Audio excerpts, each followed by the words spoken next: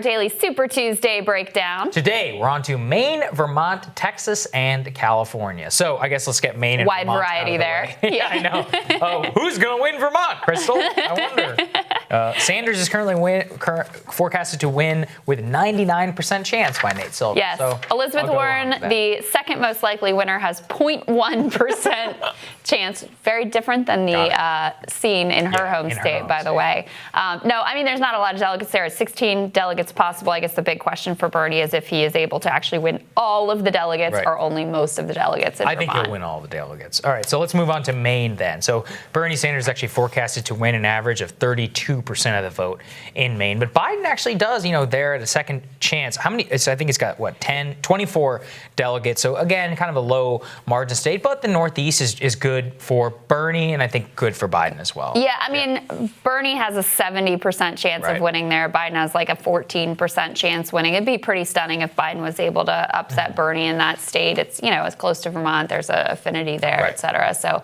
I think Bernie's in pretty good position there. Yes. The two big prizes, though, which will really determine whether Bernie has an okay, good, or great night are Texas and California. Let's start with your home state of Texas, Saagar. Home state of Texas. So Biden, according to Nate Silver, forecasted to win about 30% of the vote there. We should note there that Sanders also has a 42% chance. It's basically neck and neck when it comes down to the delegate math. So there are a couple of things. New polls coming out of Texas. There's an Emerson poll literally just today showing Bernie with 31% of the vote, Biden at 26%, Bloomberg at 16%. I will note that Texas is a very different population. So the Nevada, Latino population, not the same thing as Texas. Texas has, 3, 4th generation people. I think the Republican governor there often wins 30, 40% of the Latino vote. So the way that Latinos vote in Texas, not the same as everywhere else. Chuck Roach is from Texas. He himself will tell you that the amount of the way that they're doing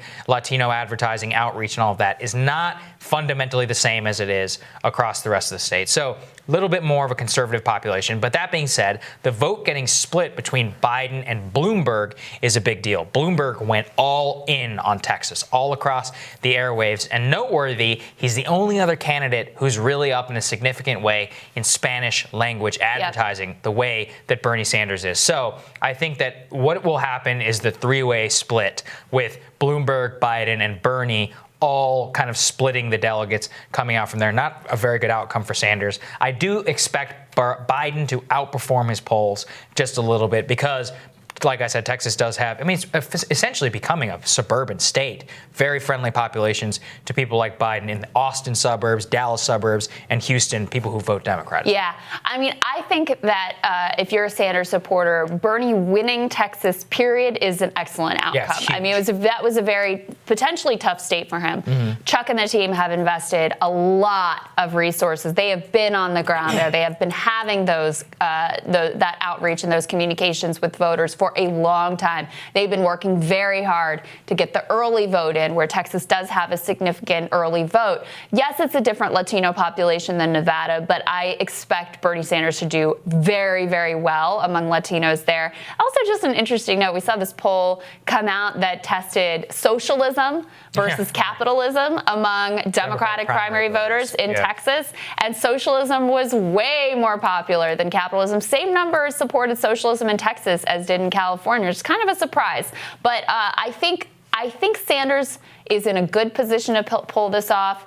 And if he does so, that will be a big win for him, even though it's not going to be like California, where he has a chance to win a massive proportion of delegate haul. 228 delegates at stake in Texas. So that's a lot that people are counting on there. The true gold mine, Krystal, California. That's right. So, right now, Nate Silver has Sanders forecast to win about 35% of the vote. But in my mind, I think probably yours as well, it's not whether Sanders is going to win. It's by how much and who else hits the 15% thresholds for delegates. So right now, polling is kind of all over the map. Elizabeth Warren, actually, this is one of her stronger states. Today was same thing. Emerson poll, we had her about 16%, Biden at 21, jumping 8 points in the California poll, post South Carolina, Bernie Sanders at 38%. But again, it's actually a very bad situation if you have 3 people all above the 15% threshold whenever it comes to that. So California really is the whole ball game, and a word of warning, we are not going to know on that night. We won't even know maybe even a week out. It takes a long time to calculate the vote there because they accept mail-in ballots are postmarked even on election day. Right. So we are likely to know who won, but we are not likely to know what the margin was, what are the delegate counts. And Warren, in poll after poll, has been hovering right around that 15% mark. She had another very disappointing showing in South Carolina. Does that cause her to drop off in the polls? On the other hand, Biden, I have no doubt, is going to see a surge of energy in the state. Pete Buttigieg, of course, dropped out of the race. Do his people come over to Biden?